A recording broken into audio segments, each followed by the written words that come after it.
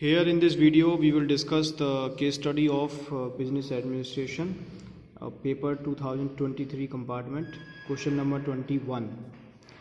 Yes. Case study is Rishabh. here.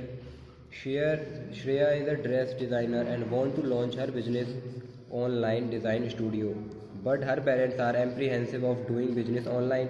They are staying in a small town and have heard about many online businesses being closed down. State any 4 reasons for Shreya's parents being apprehensive for doing online business. इसमें श्रेया एक dress designer है। वो अपना business launch करना चाहती है, online dress design studio. उसके parents उससे भयभीत हैं कि वो ऑनलाइन बिजनेस नहीं करे, क्योंकि उनके पेरेंट्स ने अपने एरियाज़ में बहुत सारे जो ऑनलाइन बिजनेस हैं उन्हें क्लोज होते हुए देखा है। तो इसमें ये है कि उसके रीज़न्स बताने हैं कि फॉर डूइंग ऑनलाइन बिजनेसेस। तो इसमें हम रीज़न बताएंगे कि हम ऑनलाइन बिजनेस क्यों करेंगे, इसीलिए इसमें एडवांटेज हम लिख सकते हैं। किसके advantage? Online businesses of advantage of online businesses. तो इसकी स्टडी में हमें फाइनली करना क्या है? इस केस स्टडी में हमें फाइनली करना है कि एप्रीहेंसिव का मतलब होता है भयभीत, और इस वर्ड का यूज़ किया गया है। तो इसका मतलब है हमें डिसएडवांटेज बताने ऑफ ऑनलाइन बिजनेस के। ऑनलाइन बिजनेस के डिसएडवांटेज बताना है, क्योंकि उसके पेरेंट्स जो है अभी एग्री नहीं है ऑनलाइन बिजनेस करने से, क्योंकि अभी उन्होंने अपने सामने देखा है कि बिजनेस बंद होते हुए। Now I am telling about what are the disadvantages of the online business. The first is no human touch, second is security threat, and third is high initial cost because purchase the hardware and software for the online business, and last is highly competitive. So after completing the case study number 21, question number 21, now move on to question number 22. Yes. Now case study of 22. Blessed Food Agro Limited reported 27% reduction in its profit in the last quarter sales. It is beyond the range of 15% as pre-decided by the company. This was due to high cost of raw material. The company now aims to implement cost-saving measures by restructuring the operational process to meet its future target. इसमें जो blessed food agro limited है, उनका जो 27% reduction हुआ है उनके profit में last quarter sales में, उनके बाद 15% रिडक्शन हुआ है उनके कंपनी के प्रॉफिट में। देन ये इस वजह से हुआ है क्योंकि उनकी जो रॉ मटेरियल की कॉस्ट है वो हाई है। पहले से जो प्री डिसाइडेड था कि उसमें वो 15% हो सकता है, लेकिन हुआ है ज़्यादा हुआ है, 27 हुआ है। पहले से प्री डिसाइडेड था कि 15% की रेंज में ये हो सकता है, कम हो सकता है, लेकिन 27 में ज़्यादा हुआ है। Now the company aim to implement cost saving measures by restructuring operational process to meet its future target. So इसमें कंपनी अब अपने कॉस्ट जो है उसे रिड्यूस करना चाह रही है। तो उसमें कौन कौन से जो मीजर, कौन सा फंक्शन वो परफॉर्म करेगी इसको रिड्यूस। आपको आइडेंटिफाई करना है कि फंक्शन ऑफ मैनेजमेंट कौन सा इसमें हाईलाइट किया गया है। सर कौन सा हाईलाइट किया गया बताइए। इसमें हाईलाइट किया गया है प्लानिंग। सबसे प्लानिंग इसमें किया गया है हाईलाइट। ये ठीक कह रहे हैं? नहीं, क्योंकि उनका जो पहले से 20% रिडक्शन पहले से हो चुका है, और जबकि उन्होंने लगाया था कि 15% होगा रिडक्शन। तो रिडक्शन ज़्यादा हुआ है ना, ज़्यादा रिडक्शन हुआ है। उसकी वजह कॉस्ट है। हाँ, उसकी वजह कॉस्ट है, क्योंकि उन्होंने रॉ मटेरियल परचेज करने पर ज़्यादा कॉस्ट पैसे खर्च कर दिए हैं। तो इसमें कौन सा फंक्शन हुआ मैनेजमेंट? कंट्रोलिंग होगा, क्योंकि अब वो इसमें वर्ड यूज किया गया है कि नाउ एम्स टू इम्प्लीमेंट, मतलब कि उन्होंने अब प्लान इम्प्लीमेंट कर रहे हैं कॉस्ट का, पहले नहीं किया था उन्होंने कॉस्ट को सुधारने का।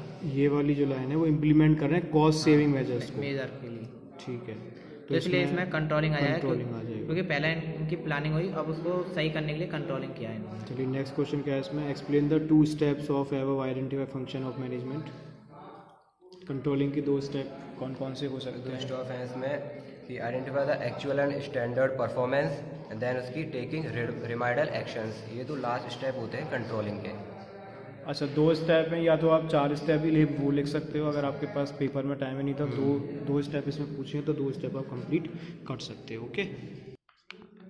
There was a question in which Sanjay is the head of marketing department of this company. Recently, he organized a series of meetings to know the suggestion of his team members on various issues. His subordinates appreciated his habit consulting team members before taking major decisions. So I am Khana Sharma, and we play a role of this question. So he is Mr. Sanjay, the head of marketing department, and he is his subordinate. I am the MD of my company, in which recently I organized a meeting for the big issues held in company, in which I consult issues on company's problems with our subordinate, with Shubham. This is Shubham. I am the subordinates of the company and I really appreciated my MD, Managing Director, to taking major decisions. In this question, please identify the quality of good leaders. Please. In this question, we have a quality that human relation attitude, in which leader develop a relation with their subordinate to motivate them. In this question, there were also three more qualities of good leaders. First is intelligence. A good leader is expected to be more intelligent and superior and have a superior knowledge, and he is able to identify the problematic areas and solve them. Second, inner motivation. Leaders should be motivated towards their work, so other subordinates being motivated by their leaders. The last and third is physical feature. Maybe a physical feature physically is directly proportional to mind, where the MD is physically fit, then the mind is always have a better. Thank you. Suraj is a small entrepreneurship. He is deal and manufacture particular component of big automobile company. He established in his negative days in his given employee to the village. He also ensured that a machinery in his factory do not create any kind of pollution. He is also organized a night school for the literacy workers. Identify and explain two types of the social responsibility Sanjay is performing in entrepreneurship. Suraj okay Kartik इसमें मुझे explain करो, समझ में नहीं आ रहा क्या कह रहा है ये। भाई देख, तूने जैसे अभी क्वेश्चन रीड करा था कि सूरज एक स्मॉल एंटरप्रेन्योर है और वो जो है वो कंपोनेंट है ऑटोमोबाइल कंपनीज के। तूने अभी क्वेश्चन में रीड करा था कि जो उसकी फैक्ट्री की मशीन्स हैं वो किसी भी टाइप का पॉल्यूशन नहीं करती हैं, और जो हमने और उसमें पूछी है कौन सी रिस्पॉन्सिबिलिटी है। तो अब तूने एथिकल रिस्पॉन्सिबिलिटी पढ़ी होगी, उसमें क्या था कि जो बिजनेस होता है उसका फैक्टर होता है फंक्शन या फंक्शन फैक्टर जो भी कह ले, वो होता है कि बिजनेस एनवायरमेंटल फ्रेंडली होना चाहिए।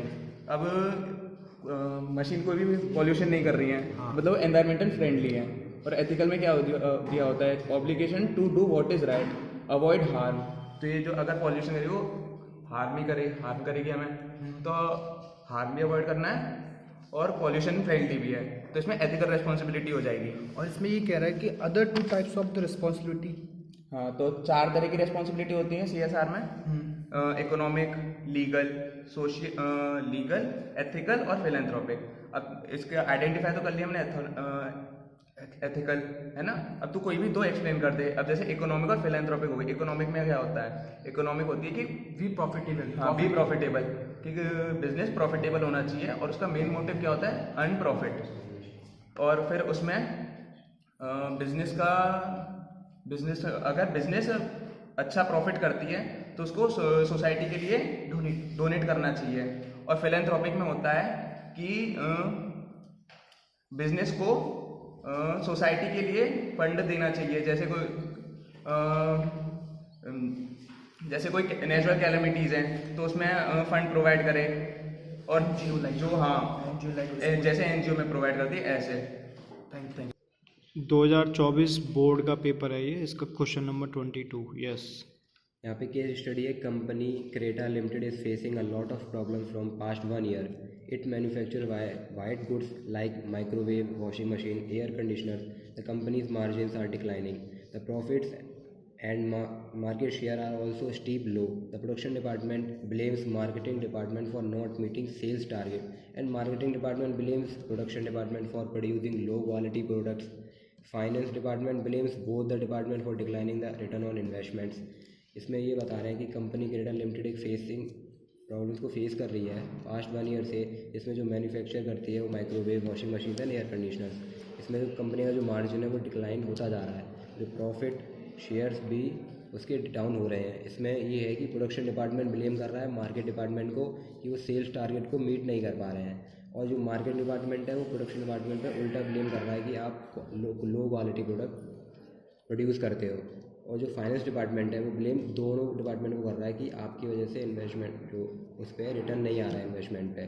तो इसमें हमको पहले क्वेश्चन में पूछा है कि identify the concept of management being highlighted in above case. ऊपर वाले केस में कौन सा कॉन्सेप्ट ऑफ मैनेजमेंट हाईलाइट किया गया है? एक दूसरे को ब्लेम कर रहे हैं, अपना जो दो चार ऊपर कर रहे हैं, तो कौन सा ही कॉन्सेप्ट ऑफ मैनेजमेंट हो सकता है इसके अंदर? इसमें लैक ऑफ कोऑर्डिनेशन हुआ, क्योंकि इन जो फाइनेंस डिपार्टमेंट और मार्केटिंग डिपार्टमेंट है और प्रोडक्शन डिपार्टमेंट, इनके बीच में बन नहीं पा रही, तो इसलिए इनमें आपस में कोऑर्डिनेशन की कमी है, तो लैक ऑफ कोऑर्डिनेशन वाला जो पॉइंट है वो इसमें हम कंसीडर कर सकते हैं। तो कॉन्सेप्ट हमारा हो गया लैक ऑफ कोऑर्डिनेशन। उसके बाद जो दूसरा क्वेश्चन है वो ये पूछ रहा है explain any 3 points of importance of identified concept, यानी इंपॉर्टेंस ऑफ कोऑर्डिनेशन। तो इंपॉर्टेंस ऑफ कोऑर्डिनेशन के बारे में बताइए हमें। यहाँ पे जो इम्पोर्टेंस ऑफ कोऑर्डिनेशन है उसमें फर्स्ट पॉइंट है कि डिवीज़न ऑफ लेबर का डिवीज़न अच्छे से हो पाता है। दूसरा ग्रोइंग इन साइज़, जो साइज़ होता है वो इंक्रीज़ हो जाता है, और स्पेशलाइजेशन भी इंक्रीज होती है कोऑर्डिनेशन के इंपॉर्टेंस से। ओके। इंटरडिपेंडेंसी ऑफ यूनिट और ग्रोइंग स्पेशलाइजेशन और division of labour and grow in size. Okay. The CEO Rajiv of XYZ Limited, an automobile company, dreams of his company becoming the best player in future, for which he feels thinking process has to be very effective. He has a very efficient team of people working at various levels, but he is in the habit of overseeing the execution work and not letting the heads of the department take the decision. This adds to this stress level and decreases efficiency. He is unable to maintain a balance between administration and management functions.